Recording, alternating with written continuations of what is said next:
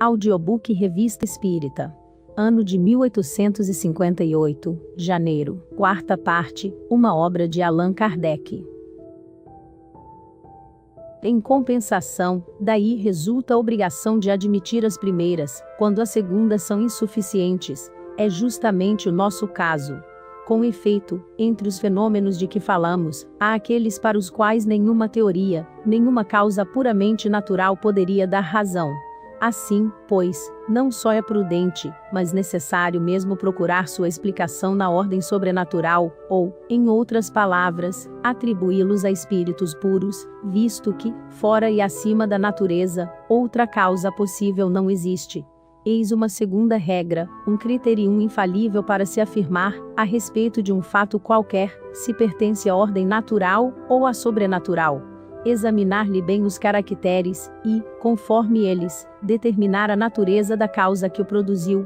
Ora, os fatos mais maravilhosos desse gênero, os que nenhuma outra teoria pode explicar, apresentam caracteres tais que não só demonstram uma causa inteligente e livre, mas ainda dotada de uma inteligência e de uma vontade que nada tem de humano. Portanto, não pode essa causa deixar de ser senão um espírito puro. Assim, por dois caminhos, um indireto e negativo, que procede por exclusão, o outro direto e positivo, fundado sobre a própria natureza dos fatos observados, chegaremos a essa mesma conclusão, a saber, que entre os fenômenos da necromancia moderna há pelo menos uma categoria de fatos que, sem nenhuma dúvida, são produzidos pelos espíritos. Somos levados a essa conclusão por um raciocínio tão simples, tão natural que, aceitando, longe do temor de ceder a uma imprudente credulidade, julgamos, ao contrário, fazer prova de uma fraqueza e de uma incoerência de espírito indesculpável, caso o recusemos. Para confirmar a nossa asserção, não nos faltam argumentos, mas, sim, espaço e tempo para desenvolvê-los aqui. O que dissemos até o momento é suficiente e pode resumir-se nas 4 seguintes proposições. Primeiro, entre os fenômenos em questão, deixando de lado os que podem razoavelmente ser atribuídos à impostura, às alucinações e aos exageros, grande número ainda existe, cuja realidade não pode ser posta em dúvida, sem que se violem todas as leis de uma crítica sadia. Segundo, todas as teorias naturais que expusemos e discutimos acima são impotentes para dar uma explicação satisfatória de todos esses fatos. Se explicam algumas, deixam um grande número, e estes são os mais difíceis, totalmente inexplicados e inexplicáveis. Terceiro, os fenômenos dessa última ordem, por implicarem ação de uma causa inteligente estranha ao homem, só podem ser explicados pela intervenção dos espíritos, seja qual for, aliás, o caráter desses espíritos, questão de que logo nos ocuparemos. Quarto, pode-se dividir todos esses fatos em 4 categorias.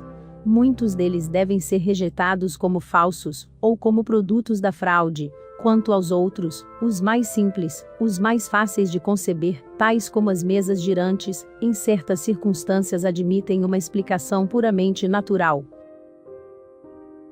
A do impulso mecânico, por exemplo, uma terceira classe compõe-se de fenômenos mais extraordinários e mais misteriosos sobre a natureza dos quais se fica em dúvida, porque, se bem que pareçam ultrapassar as forças da natureza, não apresentam, entretanto, caracteres tais que, evidentemente, para os explicar, se deva recorrer a uma causa sobrenatural.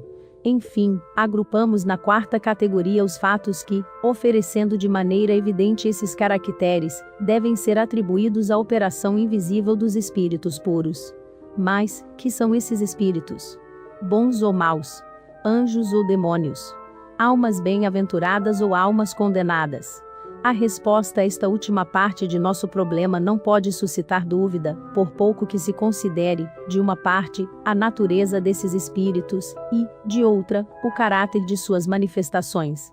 É o que nos falta demonstrar. História de Joana d'Arc.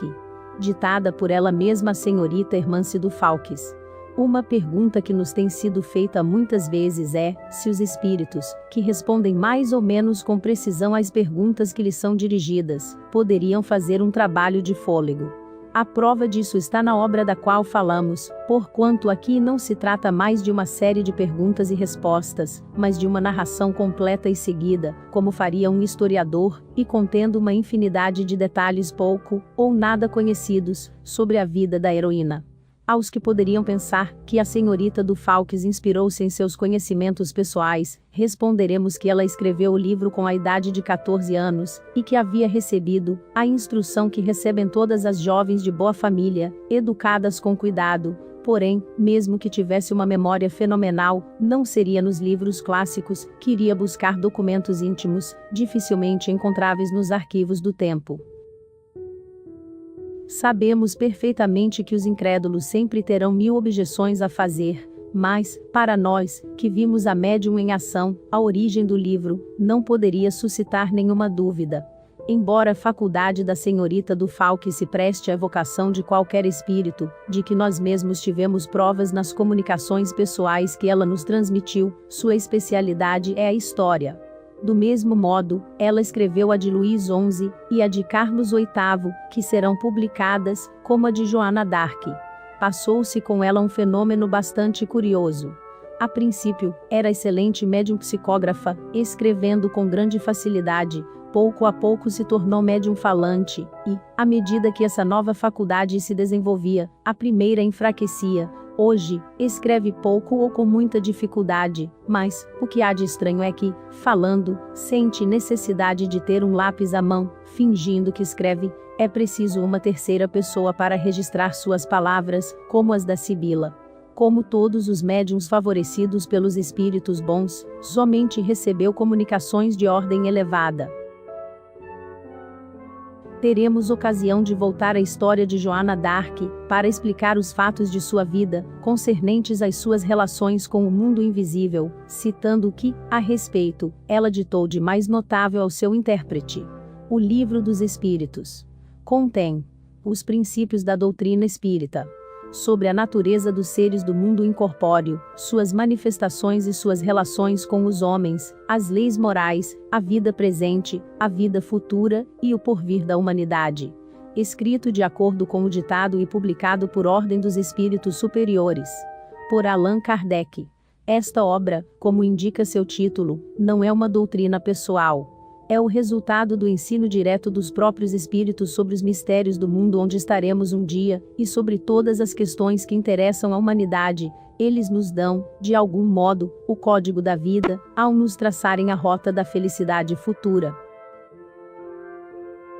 Não sendo este livro fruto de nossas ideias, visto que, sobre muitos pontos importantes tínhamos uma maneira de ver bem diversa, nossa modéstia nada sofreria com os nossos elogios. Preferimos, no entanto, deixar falar os que estão inteiramente desinteressados por esta questão. O Courrier de Paris, de 11 de julho de 1857, publicou sobre este livro o seguinte artigo: A Doutrina Espírita. O editor Dentu acaba de publicar uma obra deveras notável, diríamos mesmo bastante curiosa, mas há coisas que repelem toda qualificação banal. O Livro dos Espíritos, do Sr. Allan Kardec, é uma página nova do grande livro do infinito, e estamos persuadidos de que um marcador assinalará essa página. Ficaríamos desolados se pensassem que acabamos de fazer aqui um anúncio bibliográfico. Se pudéssemos supor que assim fora, quebraríamos nossa pena imediatamente. Não conhecemos absolutamente o autor, mas confessamos abertamente que ficaríamos felizes em conhecê-lo. Aquele que escreveu a introdução que inicia o Livro dos Espíritos, deve ter a alma aberta a todos os sentimentos nobres. Aliás, para que não se possa suspeitar de nossa boa-fé e nos acusar de tomar partido, diremos com toda sinceridade, que jamais fizemos um estudo aprofundado das questões sobrenaturais. Apenas, se os fatos que se produziram nos causaram admiração, pelo menos jamais nos levaram a dar de ombros. Somos um pouco dessas pessoas, que se chamam de sonhadores, porque não pensamos absolutamente como todo mundo. A 20 léguas de Paris, à noite sob as grandes árvores, quando não tínhamos em torno de nós senão choupanas esparsas, pensávamos naturalmente em qualquer coisa, menos na bolsa, no macadame dos bulevares, ou nas corridas de Longchamp. Diversas vezes nos interrogamos, e isto muito tempo antes de ter ouvido falar em médiuns, o que haveria de passar, no que se convencionou chamar o alto.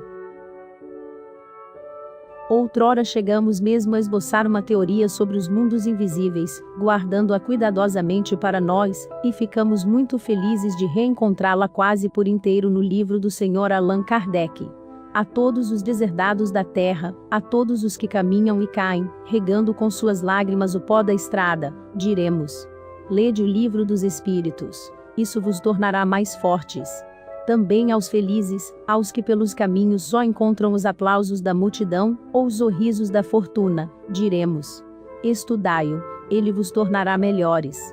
O corpo da obra, diz o Sr. Allan Kardec, deve ser reivindicado inteiramente pelos espíritos que o ditaram. Está admiravelmente classificado por perguntas e por respostas. Algumas vezes, estas últimas são sublimes, e isto não nos surpreende, mas não foi preciso um grande mérito a quem a soube provocar. Desafiamos a rir os mais incrédulos quando lerem este livro, no silêncio e na solidão. Todos honrarão o homem que lhe escreveu o prefácio. A doutrina se resume em 2 palavras.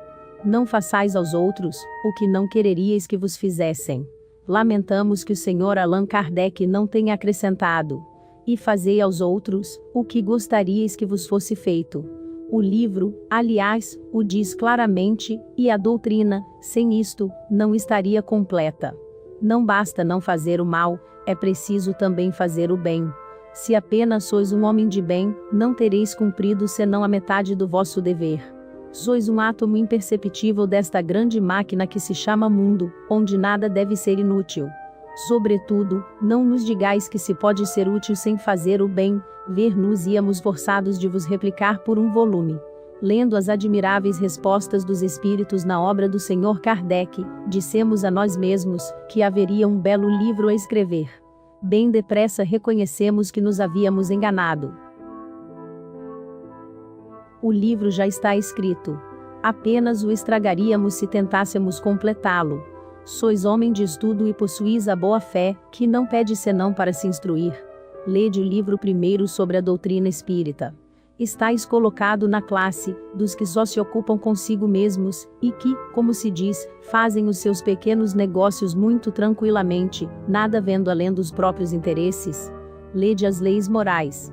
A desgraça vos persegue com furor, e a dúvida vos envolve, por vezes, com o seu abraço gelado. Estudai o livro terceiro. Esperanças e consolações. Todos vós que abrigais nobres pensamentos no coração, e que acreditais no bem, lede o livro do começo ao fim. Se alguém nele encontrasse matéria para zombaria, nós o lamentaríamos sinceramente. G. du Challard. Entre as numerosas cartas, que nos têm sido dirigidas desde a publicação de O Livro dos Espíritos, apenas citaremos 2, porque de certo modo, resumem a impressão que este livro produziu, e o fim essencialmente moral dos princípios que encerra. Bordeaux, 25 de abril de 1857. Senhor, submetestes minha paciência a uma grande prova pela demora na publicação de O Livro dos Espíritos, há tanto tempo anunciado. Felizmente, não perdi por esperar, porquanto ele ultrapassa todas as ideias que eu havia feito, de acordo com o prospecto. Impossível descrever o efeito que em mim produziu. Assemelho-me a um homem que saiu da obscuridade. Parece que uma porta, fechada até hoje, acaba de ser subitamente aberta. Minhas ideias se ampliaram em algumas horas. Oh, como a humanidade e todas as suas preocupações miseráveis se me parecem mesquinhas e pueris, ao lado desse futuro de que não duvidava, mas que para mim estava de tal forma obscurecido pelos preconceitos, que o imaginava a custo.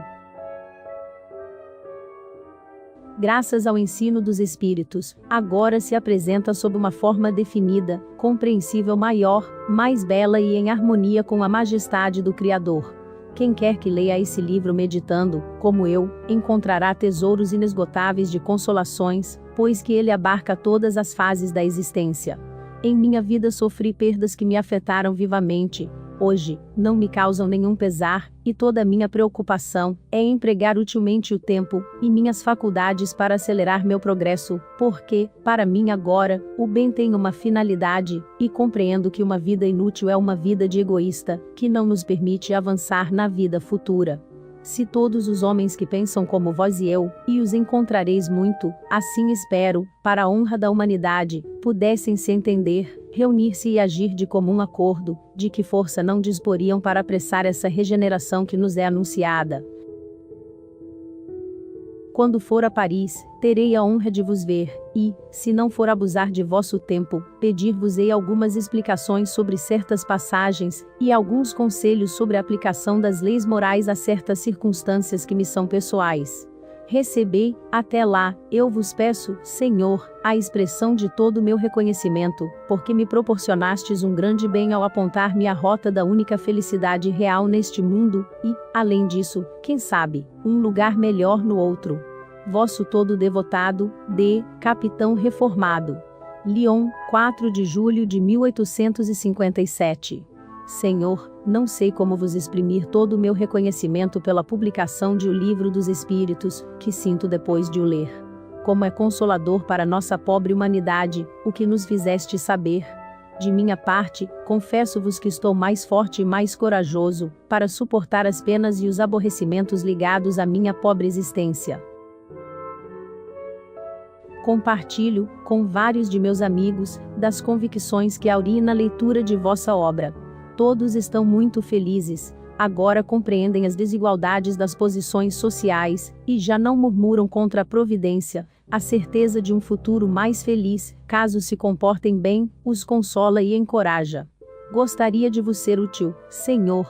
Sou um simples filho do povo, que obteve certa posição com o seu trabalho, mas a quem falta instrução por ter sido obrigado a trabalhar desde menino. Entretanto, sempre amei muito a Deus, e fiz tudo quanto pude, para ser útil aos semelhantes. É por isso que procuro tudo, o que possa ajudar na felicidade de meus irmãos. Vamos nos reunir, vários adeptos que estavam dispersos, envidaremos todos os esforços para vos secundar. Levantastes a bandeira, cabe a nós seguir-vos, contamos com vosso apoio e vossos conselhos. Sou, Senhor, se ouso vos chamar de confrade, vosso todo devotado, se muitas vezes já nos dirigiram perguntas sobre a maneira, por que foram obtidas, as comunicações que são objeto de O Livro dos Espíritos. Resumimos aqui, com muito prazer, as respostas que temos dado a esse respeito, pois que isso nos ensejará a ocasião de cumprir um dever de gratidão para com as pessoas que, de boa vontade, nos prestaram seu concurso. Como explicamos, as comunicações por pancadas, ou tipitologia, são muito lentas e bastante incompletas para um trabalho alentado, por isso jamais utilizamos esse recurso. Tudo foi obtido através da escrita, e por intermédio de vários médiuns psicógrafos.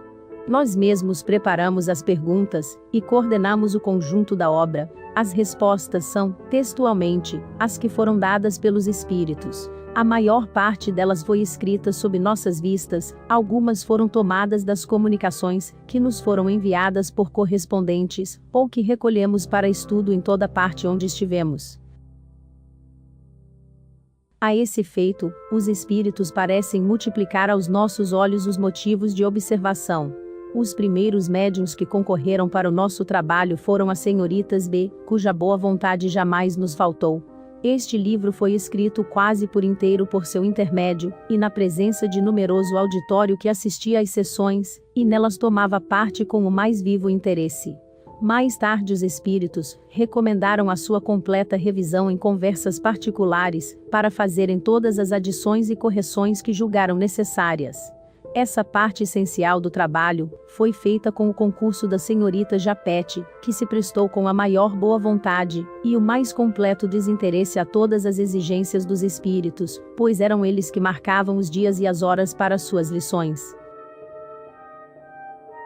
O desinteresse não seria aqui um mérito particular, visto que os espíritos reprovam todo o tráfico que se possa fazer de sua presença. A senhorita Japete, que é também sonâmbula notável, tinha seu tempo utilmente empregado, mas compreendeu, igualmente, que dele poderia fazer um emprego proveitoso, consagrando-se à propagação da doutrina. Quanto a nós, temos declarado desde o princípio, e nos apraz reafirmar aqui, jamais pensamos em fazer de O Livro dos Espíritos objeto de especulação, devendo sua renda ser aplicada às coisas de utilidade geral. Por isso seremos sempre reconhecidos, aos que se associarem de coração, e por amor do bem, à obra que nós estamos consagrando. Allan Kardec. Os melhores audiolivros para o estudo do Espiritismo, outras obras do Espiritismo, bem como audiobook de estudo espírita, para estudar Espiritismo. Nesse audiolivro espírita em específico, você vai aprender um pouco de como estudar o Espiritismo, mas nosso canal está cheio de audiolivros. Entre e confira o audiobook grátis, e